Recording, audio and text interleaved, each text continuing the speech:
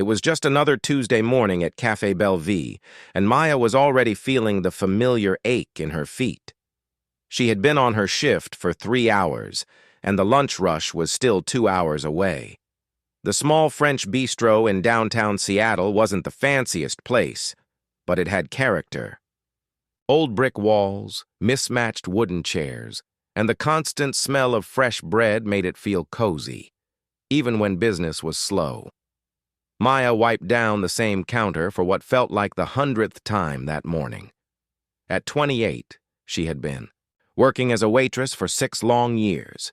It wasn't her dream job, but it paid the bills while she figured out her next move. The truth was, she had bigger plans.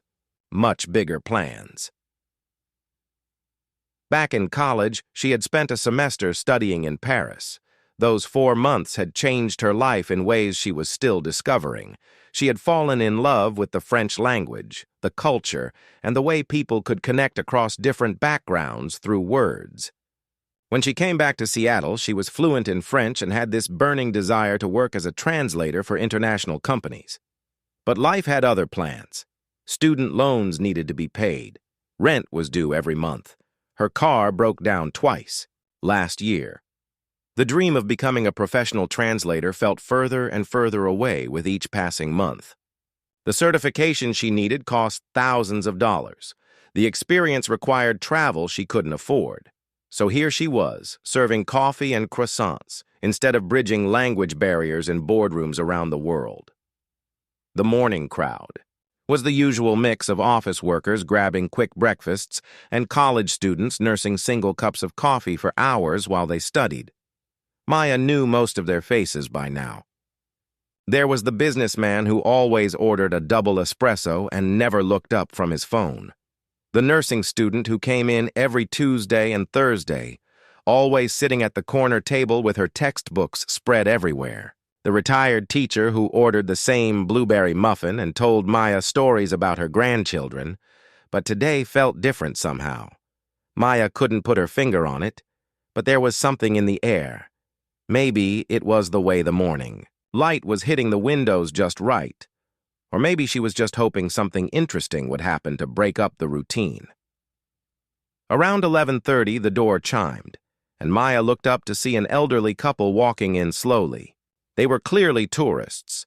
The man had a camera hanging around his neck, and the woman was clutching a guidebook. They looked around the cafe with the slightly lost expression that Maya recognized immediately. They were trying to figure out if this was the kind of place where you seated yourself or waited to be seated. Maya walked over with menus and her best welcoming smile. "Good morning. Table for 2?" The man nodded, but when she handed them the menus, Maya noticed them exchanging worried glances. The woman opened the menu, and Maya could see her squinting at the English text, clearly struggling. The man pointed to different items and shook his head, looking frustrated. Maya stood there for a moment, watching them. She had seen this exact scenario dozens of times with international tourists. They would spend 10 minutes trying to decode the menu, probably end up ordering something they didn't really want, and leave feeling like they had missed out on the real cafe experience. Then, she heard the woman say something quietly to her husband. It was in French. Maya's heart jumped a little. She hadn't spoken French with anyone in months, not since her college friend from Paris had visited last spring. She missed it more than she realized. "Excusez-moi," Maya said softly, approaching their table. "Je parle français. Est-ce que je peux vous aider avec le menu?" The transformation on their face was immediate and magical. The woman's eyes lit up like Christmas morning, and the man actually clapped his hands together once in delight. "Oh, mon Dieu!" the woman exclaimed. "Vous parlez français! C'est merveilleux!" For the next 15 minutes, Maya found herself in the most enjoyable conversation she had had in weeks. The couple, Pierre and Colette, were from Lyon, visiting Seattle for their 40th wedding anniversary. They had always dreamed of seeing the Pacific Northwest, and this was their first trip to America. Maya explained each item on the menu in French, describing not just what was in each dish, but how it was prepared and which items were the chef's specialties. She recommended the lavender honey French toast, which wasn't on the regular menu but which the chef would make special for French visitors. She suggested the perfect coffee pairing and even shared a little history about the cafe's French origins. Pierre and Colette were enchanted. They asked Maya about her French, how she had learned it, and what had brought her to this little bistro. Maya found herself telling them about her semester in Paris, about wandering through the Marché des Enfants Rouges and practicing her French with patient vendors who corrected her pronunciation with gentle smiles.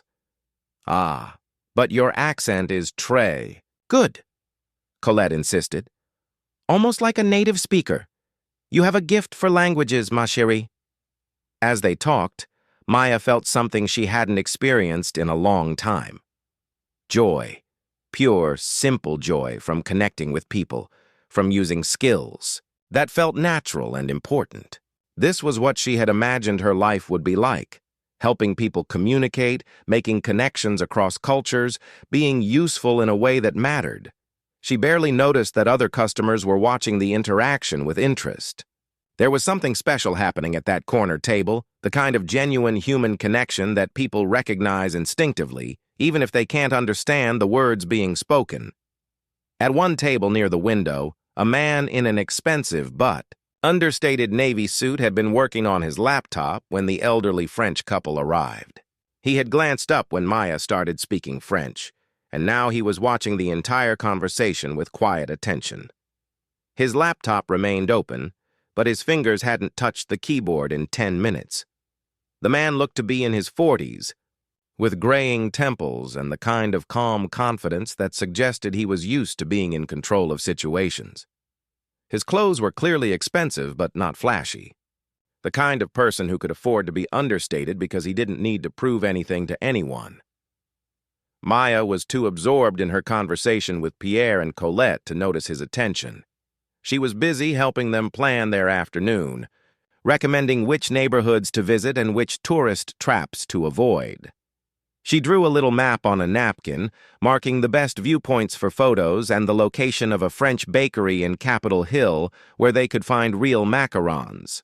When Pierre and Colette finally finished their meal, they lingered at the table for a few extra minutes, clearly reluctant to end the conversation. They took photos with Maya and insisted on getting her email address so they could send her pictures from the rest of their trip. "Merci beaucoup, ma chérie," Colette said, taking Maya's hands in both of hers. "You have made our day so special. We will never forget your kindness." Maya felt tears prick her eyes as she watched them gather their things. This was why she had fallen in love with languages in the first place. For moments exactly like this one, for the chance to make strangers feel welcome, to bridge the gap between different worlds, to remind people that kindness existed everywhere if you just knew how to find it. As she watched Pierre and Colette walk slowly toward the door, still, chatting excitedly about their conversation with the lovely French-speaking waitress, Maya felt a familiar pang of longing. This was what she was meant to be doing with her life. Not just serving coffee and taking orders, but connecting with people, helping them feel understood and welcome, if only she could find a way to make it happen. After Pierre and Colette left, Maya stood by their empty table for a moment, still smiling. She could feel the warmth of their gratitude lingering in the air. It had been such a simple thing, speaking French with two lonely tourists, but it had filled her with more satisfaction than she'd felt in months. She started clearing their dishes, stacking plates, and wiping down the table. They had left a $20 tip on a $35 bill, which was incredibly generous. Maya folded the bills and tucked them into her apron pocket. Every extra dollar helped, especially with her student loan payment due next week. As she worked, Maya found herself humming a French song she had learned in Paris. La vie en rose. It seemed fitting somehow. For a few minutes, she had seen life through rose-colored glasses, remembering why she had fallen in love with languages. In the first place, the lunch rush was starting to pick up. A group of construction workers came in, ordering sandwiches to go. A mom with twin toddlers needed extra napkins and patience. Maya slipped back into her usual routine, but something felt different, lighter somehow, like that conversation with... The French couple had reminded her of who she really was, underneath all the daily stress and worry. She was refilling the coffee machine when she noticed the man in the navy suit approaching the counter. He had been sitting at his table for almost 2 hours now, nursing the same cup of coffee and working on his laptop. Maya had served him briefly when he first arrived. He had been polite but distant, the way busy professionals usually were. "Excuse." "Me," he said, and Maya was surprised by how warm his voice sounded. Earlier, when he had ordered, he had been all business. Now there was something different in his tone. "I hope you don't mind me saying, but I couldn't help overhearing your conversation with that French couple." Maya felt her cheeks warm slightly. "Oh, I hope we weren't too loud. I know I get excited when I have a chance to practice my French." The man smiled, and it completely transformed his face. The serious businessman expression melted away, and Maya could see genuine kindness in his eyes. "Not at all. It was beautiful to watch. Your French is remarkable. Where did you learn to speak so fluently?" There was something about the way he asked that made Maya want to answer honestly. Usually, when customers made small talk, she gave quick, polite responses and tried to move the conversation along. But this felt different. "I studied abroad in Paris during college," she said, unconsciously touching the small Eiffel Tower pin on her uniform, a little reminder of those magical 4 months. "It was supposed to be just for a semester, but I fell in love with everything about France. The language, the culture, the way people could connect even when they came from completely different backgrounds. That's a rare gift," the man said thoughtfully, "being able to truly connect with people across language barriers. I've traveled extensively for business, and I've seen how much difference it makes when someone takes the time to speak your native language. What those tourists experience today, that feeling of being understood and welcomed, that's precious." Maya nodded enthusiastically. "Exactly. That's what I loved most about studying languages. It's not just about words and grammar. It's about making people feel seen and heard and valued, no matter where they come from." "So what brings you here?" the man asked, gesturing around the cafe. "Don't get me wrong, this is a lovely place. But with language skills like yours, I imagine you have bigger dreams." Maya hesitated. She usually didn't share her personal struggles with customers, but something about this conversation felt safe. Maybe it was the way he had noticed and appreciated her interaction with Pierre and Colette. Maybe it was the genuine interest in his voice. "I want to be a professional translator," she said, surprised by how good it felt to say it out loud. "Working with international companies, helping people communicate across cultures, but the certifications I need are expensive, and most positions require experience I don't have yet. It's one of those catch-22 situations. You need experience to get experience." The man nodded thoughtfully. "I understand that frustration. The gap between having talent and having opportunity can feel impossible to bridge sometimes." "Meanwhile," Maya continued, warming to the subject, "I'm here serving coffee and trying to save money. Don't get me wrong, I'm grateful to have a job and I love our regular customers, but sometimes I feel like I'm wasting my skills, you know? Like I have something valuable to offer the world, but I can't figure out how to make it happen." She stopped abruptly, realizing she had shared way more than she intended. "Sorry, I don't usually dump my life story on customers." The man chuckled. "Please don't apologize. Passion is refreshing. Most people I meet in business have forgotten what it feels like to care deeply about something meaningful." Maya was about to respond when another customer approached the counter, needing to pay their check. She excused herself and handled the transaction. But when she turned back, the man was still there waiting patiently. "I didn't catch your name," he said. "Maya," she replied. "And you are?" "David," he said simply. "Maya, can I ask you something? If you could have any opportunity in the translation field, If money and experience weren't obstacles, what would your ideal situation look like? Maya's eyes lit up.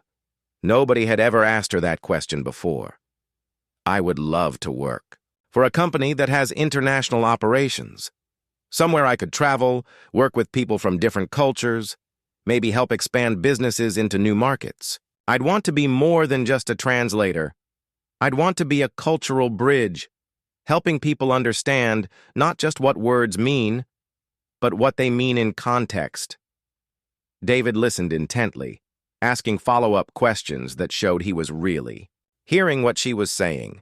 He wanted to know about her favorite aspects of French culture, what challenges she thought American companies faced when expanding internationally, and how she thought technology was changing the translation industry.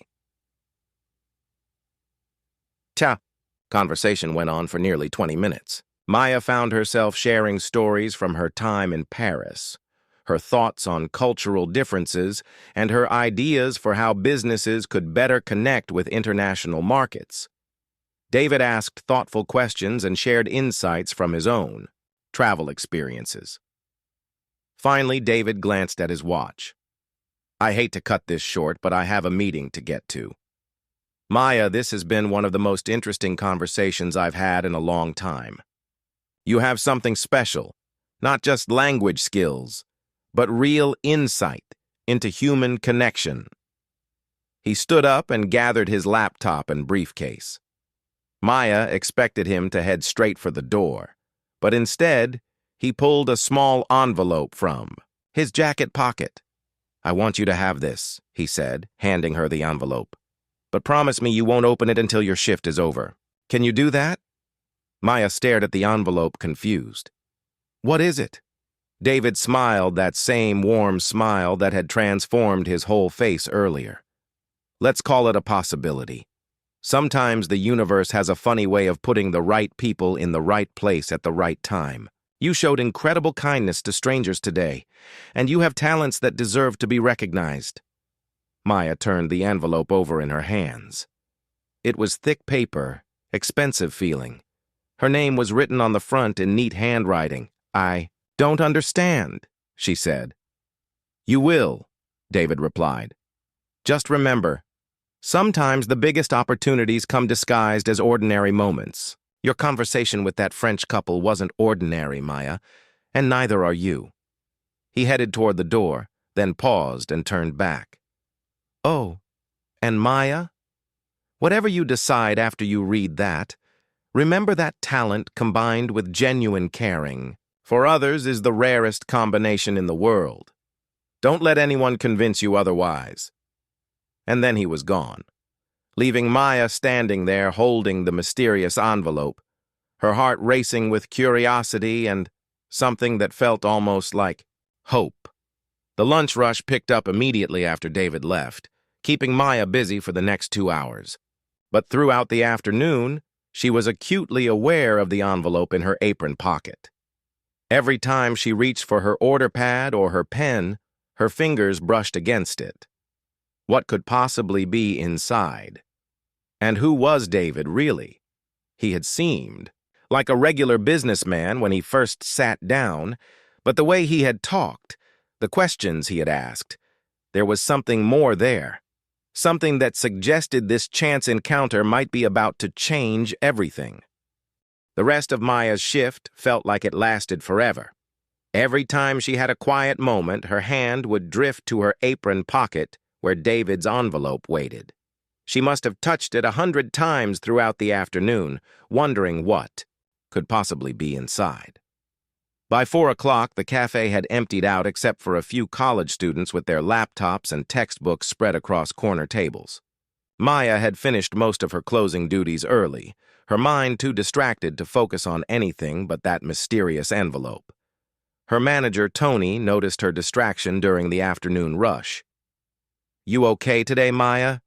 You seem a little scattered. Just tired, she had said, which wasn't entirely untrue. But it wasn't exhaustion that had her mind spinning. It was curiosity mixed with something that felt dangerously close to hope. Finally, at 5:30, Maya clocked out. She grabbed her jacket and purse, said goodbye to the evening shift staff, and headed to the small break room in the back of the cafe. Her heart was pounding as she sat down at the wobbly plastic table where she usually ate her lunch. The envelope felt heavier in her hands than it had in her pocket. She turned it over several times, studying David's neat handwriting. There was something formal about the way he had written her name, like this was important business rather than a casual note. Maya took a deep breath and carefully opened the envelope. Inside were two items that made her hands start shaking immediately. The first was a folded piece of thick, cream-colored paper with a handwritten note. The second was something that looked official, like a ticket or certificate of some kind.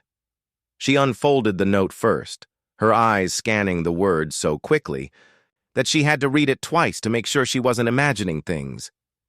"Dear Maya," the note began. "This morning, I went to the cafe expecting nothing more than a quiet place to work and a decent cup of coffee. Instead, I witnessed something remarkable, genuine kindness in action. The way you treated that French couple wasn't just professional service, it was human compassion combined with real skill." Maya's heart started beating faster as she continued, reading. "I've spent 20 years in international business, and I've learned to recognize rare talent when I see it. What you have goes far beyond language skills. You have the ability to make people feel understood and valued, which is the foundation of all successful international relations." She paused, reading that sentence again. 20 years in international business? Who was David exactly? The note continued. "I believe strongly in creating opportunities for people who deserve them. Your dream of becoming a professional translator shouldn't remain a dream simply because you lack the right connections or financial resources. Sometimes the universe puts people in each other's path for a reason." Maya's hands were trembling now as she read the next paragraph. "I would like to offer you a 6-month internship position with my company's international division in Lyon, France. The position includes full salary, housing allowance, and all necessary travel expenses. You would be working directly with our European partners, translating documents, facilitating meetings, and helping expand our operations into French-speaking markets." Maya stopped reading and stared at the paper, certain she had misunderstood something. This couldn't be real. Things like this didn't happen to people like her. She blinked hard and read the paragraph again, word by word. It still said the same thing. With shaking hands, she picked up the second item from the envelope. It was indeed a ticket, a first-class airline ticket from Seattle to Lyon, France. The departure date was exactly 2 weeks away. Maya set the ticket down and continued reading the note, her mind reeling. "I know this must seem overwhelming, and possibly too good to be true. I understand if you need time to think about it. However, I want you to know that this offer is completely legitimate. My company, Global Communications International, specializes in helping businesses expand into international markets. We desperately need someone with your combination of language skills, cultural awareness, and genuine care for people." Global Communications International. Maya had never heard of it, but that didn't mean anything. There were thousands of companies she'd never heard of. The internship would begin with 2 weeks of orientation and training in Lyon. You would then work directly with our French partners on several major projects. If the arrangement works well for both parties, there would be opportunities for permanent placement and advancement within the company. Maya had to set the paper down for a moment. Her mind was spinning so fast she felt dizzy. This morning, she had been a waitress with impossible dreams. Now, apparently, someone was offering her exactly the opportunity she had always wanted. But who was David? And why would he do this for a complete stranger? She picked up the note again and read the final paragraph. "I know you have no reason to trust a stranger's offer, especially one this significant. If you're interested, please call the number at the bottom of this page. My assistant will answer any questions you have and can provide references and documentation about both the company and the position. Take your time to research everything thoroughly. Good opportunities should always be verified." The note was signed, David Chen, CEO, Global Communications International. Maya stared at the signature for a long moment. David Chen, CEO. The quiet businessman who had spent 2 hours working on his laptop at table 6 was the CEO of an international company. She fumbled for her phone and immediately searched for David Chen Global Communications International. The results that popped up made her gasp out loud. There were dozens of articles about David Chen and his company, Forbes articles about his innovative approaches to international business, news stories about global communications expansion into European markets, professional photos of a man who was definitely the same David who had been sitting in the cafe just hours earlier. According to the articles, David Chen was worth hundreds of millions of dollars. His company had offices in 12 countries and specialized in exactly what he had described, helping businesses expand internationally. He was known for his philanthropic work and his unusual approach to finding talent. Maya scrolled through, article after article, each one confirming that this was real. David Chen was exactly who he claimed to be, and Global Communications International was a legitimate, successful company. But that still didn't explain why he would offer such an incredible opportunity to her. She called her roommate Jessica, who was studying for her nursing finals but agreed to come to the cafe immediately when Maya explained that something unbelievable had happened. Jessica arrived 20 minutes later, out of breath from running. Maya handed her the note and the airline ticket without saying a word. Jessica read the note twice, then looked at the ticket, then looked at Maya. "This is real?" she asked. "I think so," Maya said. "I looked him up online. David Chen is exactly who he says he is. His company is real, and they do exactly what he described." Jessica was quiet for a long moment, studying the documents.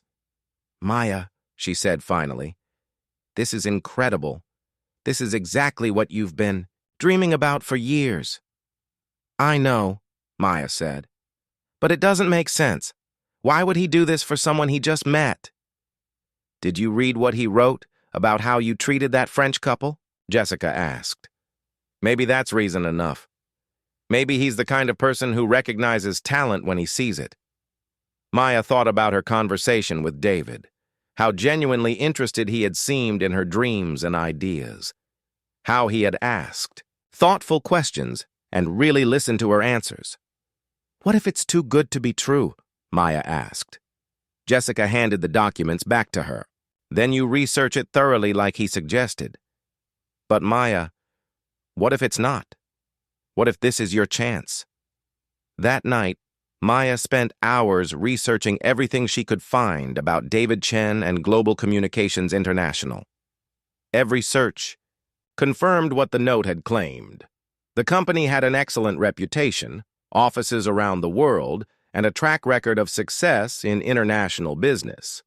She found interviews where David talked about his philosophy of finding talent in unexpected places, articles about internships and mentorship programs his company had funded, stories of other people whose lives had been changed by chance encounters with David Chen. By midnight, Maya had made her decision. Tomorrow, she would call the number at the bottom of the note. Her life was about to change in ways she never could have imagined when she woke up that Tuesday morning.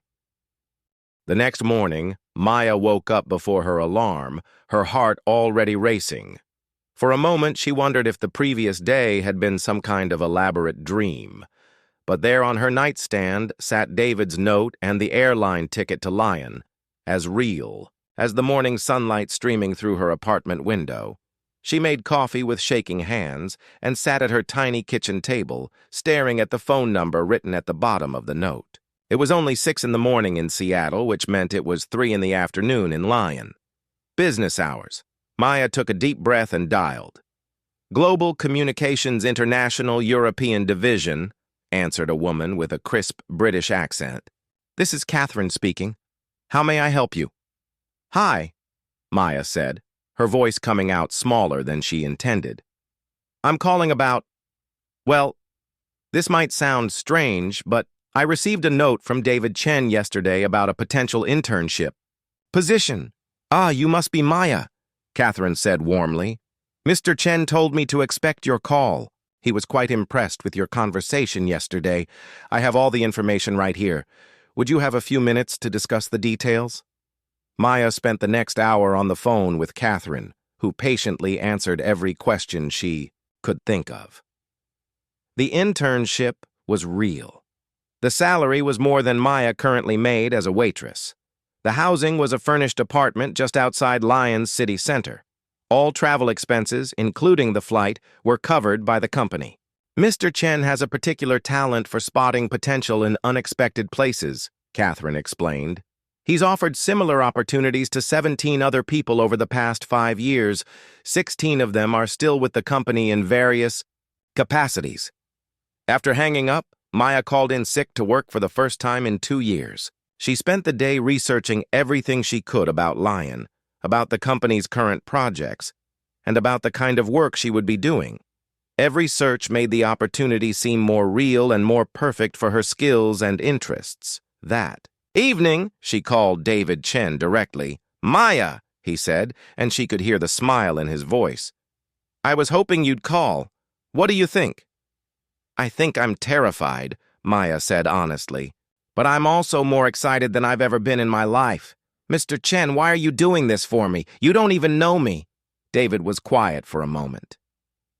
Maya, I've been in business for a long time, and I've learned that the most successful companies are built by people who genuinely care about others. What I saw yesterday, the way you treated those tourists, the passion in your voice when you talked about your dreams, that's exactly what our industry needs more of. But what? If I'm not good enough? Maya asked. What if I disappoint you? Then we'll figure it out together, David said simply. But Maya, I didn't build a successful international company by making bad bets on people.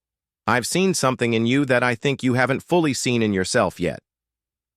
2 weeks later, Maya was sitting in first class on an Air France flight, watching the coast of France appear through the airplane window. The past 14 days had been a whirlwind of preparations. Quitting her job at the cafe, subletting her apartment, saying goodbye to friends and family who still couldn't quite believe what was happening. Her parents had been worried at first. Moving to France to work for a company she'd learned about 2 weeks ago seemed crazy to them.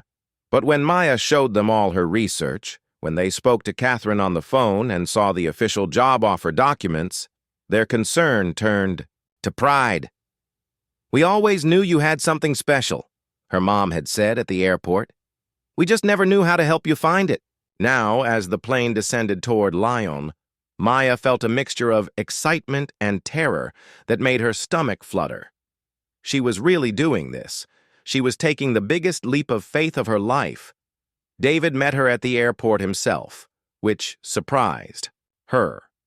She had expected Catherine or another employee, but there he was, holding a small sign with her name and wearing the same kind smile she remembered from the cafe. Welcome to France, he said, giving her a warm hug. How was the flight? Incredible, Maya said, still amazed that she had flown first class for the first time in her life. I can't believe I'm really here. You'd better start believing it, David said, leading her toward the exit. Because we have big plans for you. The company offices were in a beautiful building in Lyon's business district, with floor-to-ceiling windows that looked out over the Rhone River.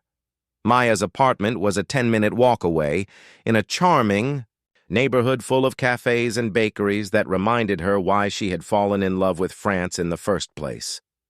Her first month was intense but exhilarating. Maya worked with teams from 5 different countries, translating everything from technical manuals to marketing campaigns. But more than that, she found herself becoming a cultural consultant, helping her colleagues understand not just what words meant, but how to communicate effectively across different business cultures. You have an intuitive understanding of cultural nuances, her supervisor Antoine told her after her first big presentation. It's like you can see the bridges between different ways of thinking, Maya threw herself into the work with an enthusiasm that surprised even her. She was translating contracts for a major expansion into Morocco. She was helping design multilingual training programs for new employees. She was participating in video conferences with partners in Canada, Belgium, and Switzerland, switching effortlessly between languages and helping facilitate conversations that moved million-dollar deals forward. But it was the smaller moments that meant the most to her, like when she helped a nervous German client feel comfortable during his first meeting in France by translating not just his words, but his concerns and cultural expectations. Or when she created a guide for American employees working with French partners, explaining everything from business meeting etiquette to the importance of long lunch conversations in building professional relationships. 3 months into her internship, David called her into his office. "How are you feeling about everything?" he asked. "Like I'm exactly where I'm supposed to be," Maya said without hesitation. "Like everything in my life led me to this moment." David nodded. "I have a question for you. How would you feel about making this permanent? We want to offer you a full-time position as our Director of Cultural Communications for Europe." Maya stared at him, speechless for a moment. "Are you serious?" "Completely. You've exceeded every expectation we had. Our clients love working with you, our partners request you specifically for their projects, and you've brought a level of cultural sensitivity to our work that we didn't even know we were missing." That weekend, Maya walked through the streets of Lyon, thinking about how dramatically her life had changed. 6 months ago, she had been wiping down tables at a cafe, wondering if her dreams would ever become reality. Now she was living in France, working for an international company, using her skills to help businesses connect across cultures. She stopped at a small cafe near her apartment and ordered coffee in French. The elderly proprietor, Henri, had become a friend over the past few months. He always asked about her work and listened with genuine interest to her stories about life in international business. "You look happy today," Henri observed as he set down her coffee. "I am," Maya said. "I'm exactly where I belong." Later that evening, she video called her parents to tell them about the job offer. They listened with tears in their eyes as she described her new position and her plans for the future. "Honey," her dad said, "do you remember what you said when you came back from studying in Paris? You said you felt like you had found your purpose but didn't know how to pursue it." Maya nodded. "Well," her mom added, wiping her eyes, "looks like your purpose found you." 6 months later, Maya was back in Seattle for a business trip. On her last day in the city, she stopped by Café Bellevue. Tony, her old manager, nearly dropped a plate when he saw her walk in. "Maya, look at you," he said, taking in her professional clothes and confident posture. "I heard through the grapevine that something amazing happened, but wow." Maya ordered a coffee and sat at the same table where Pierre and Colette had sat that life-changing Tuesday. She thought about how different her life had become, all because she had decided to speak French to 2 strangers who needed help. As she was leaving, she left an envelope on the table where David had been sitting that day. Inside was a note for whatever server would find it. "Sometimes kindness to strangers changes everything. Keep believing in your dreams." Walking out into the Seattle afternoon, Maya smiled. She had learned that the most extraordinary opportunities often came disguised as ordinary moments, and sometimes all it took was one person who believed in you to change your entire life.